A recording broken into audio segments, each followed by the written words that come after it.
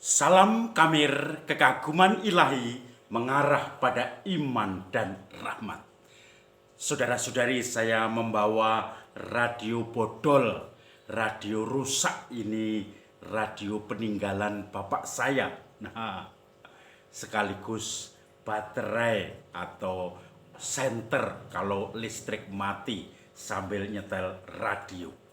Saudara-saudari yang terkasih, bicara tentang radio bodol, radio rusak. Saya ingat teman saya Romo dulu habis istirahat siang, dia baru bangun dari istirahat. Kemudian ada ibu-ibu yang datang mendekati dia. Ibu-ibu itu suka ngomong, kemanapun dia ngomong, maka kemudian dia cerita dengan semangat pada Romo itu dan tidak memperhatikan bagaimana ekspresi wajah Romo itu yang mungkin belum ngumpul semua perhatiannya, kesadarannya karena baru istirahat saja. Kemudian akhirnya dia cerita, Romo begini, kemudian Romo itu jalan begitu saja meninggalkan ibu tadi. Ibu tadi tersinggung dan mengatakan, Romo, dengarkan, saya baru cerita. Romo itu menjawab dengan entengnya, kowe koyo radio bodol, itu bahasa Banyumas. Kamu seperti radio rusak. Maka semua ibu-ibu yang dengar ketawa ngakak semua. Memang ibu itu terkenal seperti radio rusak, seperti penyiar radio. Tetapi radionya sudah tidak bisa dikontrol sehingga ngomong sendiri. Kalau perjalanan 2 atau 3 jam naik mobil, di dalam mobil semua penumpang tidur, tetapi ibu tadi cerita nonstop, apa saja temanya, bahkan tidak berhubungan satu dengan yang lain. Yang penting cerita. Akhirnya yang jadi korban adalah sopirnya, karena sopirnya tidak mungkin tidur. Yang lain tidur, ibu tadi cerita terus. Kalau kepengen didengarkan, dibangunin semua, lalu cerita. Radio bodol. Ada orang yang senang bercerita. Ada orang yang senang mengungkapkan hatinya dengan pahatan karya seni pahat. Ini Maria dan Santo Yosef dari kayu dan dipahat dengan hati-hati. Itu ada yang mengungkapkan ekspresinya dengan itu. Tetapi ada orang yang mengungkapkan ekspresinya itu ditulis dalam satu cerita. Saudara-saudari yang terkasih, hari ini gereja merayakan pesta Yohanes Pengarang Injil dan Rasul. Yohanes Rasul dan Pengarang Injil, termasuk 12 murid Yesus. Dia dikatakan murid yang dikasih Yesus, penulis Injil Yohanes, dan juga memberikan warna lain dari Injil. Kalau yang lain disebut Injil sinoptik, tetapi Yohanes ini ada yang menyebut sifatnya naratif, tetapi juga seperti kebatinan, mendalam imannya. Kalau orang sebelum mendalam dalam hal iman terhadap Yesus, maka tidak akan bisa mudah menangkap Injilnya. Penuh simbol, penuh perumpamaan. Dan Injil ini sungguh-sungguh diberikan kepada mereka yang sudah mendalam iman akan Yesus.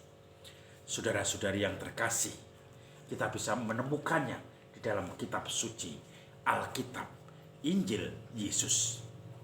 Hari ini bacaannya bicara tentang Yesus yang bangkit. Dengan bahasa yang meramu, kalimat-kalimatnya, Yohanes bersama Petrus lari ketika mendengar dari wanita-wanita jenazah Yesus tidak ditemukan. Petrus dan murid yang lain, itu adalah Yohanes. Cara Yohanes menulis, murid yang dicintai Tuhan, murid yang lain itu kemudian lari.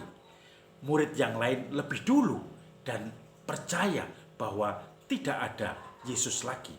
Tetapi murid yang Petrus itu datang belakangan, tetapi dia masuk ke gua dan dia menemukan tidak ada Yesus. Kain lampin sudah, kain peluh sudah digulung dan diletakkan di ujung. Dan semuanya itu telah terjadi. Lalu murid yang lain itu masuk dan melihat semuanya, percaya. Gaya cerita murid yang lain atau Yohanes ini adalah gaya cerita ingin mengidentifikasikan diri dengan pembaca Injilnya.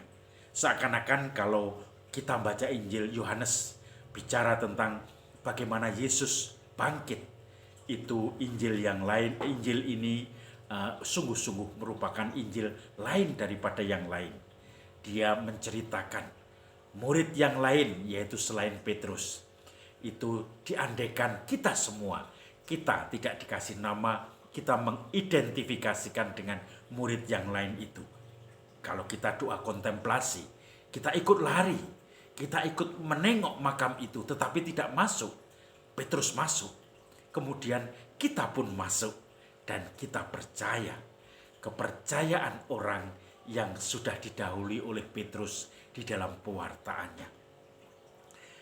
Injil itu sungguh-sungguh yang ditulis Yohanes, ini Injil yang dipakai oleh orang-orang yang sudah mendalam, yang turut serta dengan empati, dengan seluruh sense, indera peraba kita, indera perasa, indera penciuman, penglihatan, pendengaran, semuanya kita pakai dengan panca indera ini untuk menangkap Yesus yang bangkit.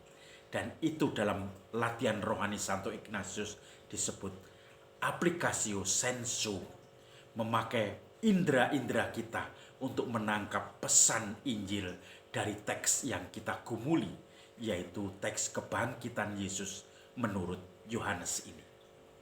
Saudara-saudari yang terkasih, Yohanes adalah satu-satunya murid menurut versi Yohanes yang setia di depan salib bersama Maria dan beberapa wanita.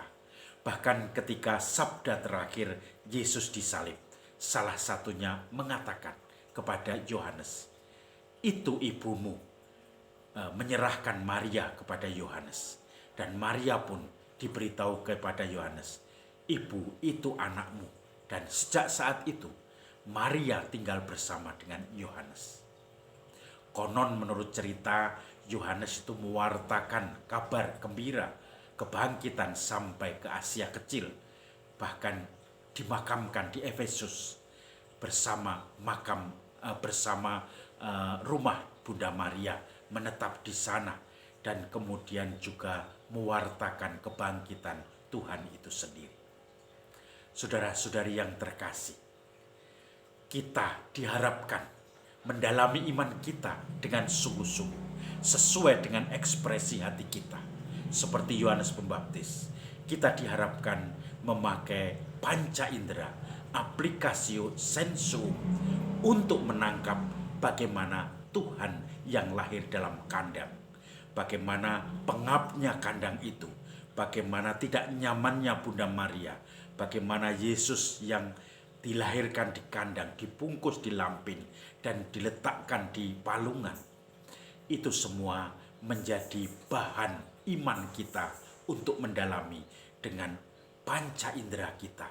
Tidak hanya sekedar kita bersorak-sorak, dengan mata melihat, dengan mulut kita berbicara, memuliakan Tuhan, tetapi dengan rasa, dengan perasaan, dengan bau kambing yang ada di situ, domba, dengan bau merang yang ada di situ, makanan untuk kambing dan domba, dengan bau rumput yang ada di situ, bau gembala-gembala yang ada di situ, bahkan juga bau sekitar kandang yang khas. Itu untuk merasakan iman kita semakin mendalam. Di dalam doa-doa kontemplasi, kita bisa merasakan semuanya itu, sehingga kita pun nyantol di dalam diri kita betapa Yesus menderita pada saat dilahirkan, penuh dengan kesederhanaan, tetapi semua ditanggapi dengan gembira, dengan senang. Dalam persaudaraan, Yesus bisa mengumpulkan semua hewan-hewan yang ada di situ. Yesus bisa mengumpulkan para gembala. Yesus bisa mengumpulkan 3 raja. Tetapi Yesus tidak bisa mengumpulkan Herodes yang mau membunuhnya, tetapi harus mengungsi ke Mesir nantinya. Maka saudara-saudari yang terkasih, Mari kita dalami iman kita, kebangkitan, dan seluruh pewartaan ini. Seperti Yohanes Pembaptis, menggunakan seluruh akal budi, pikiran, kehendak, perasaan, panca indera kita untuk menangkap Yesus yang lahir, yang mewartakan diri dalam rupa manusia, Allah yang menjadi manusia, Immanuel.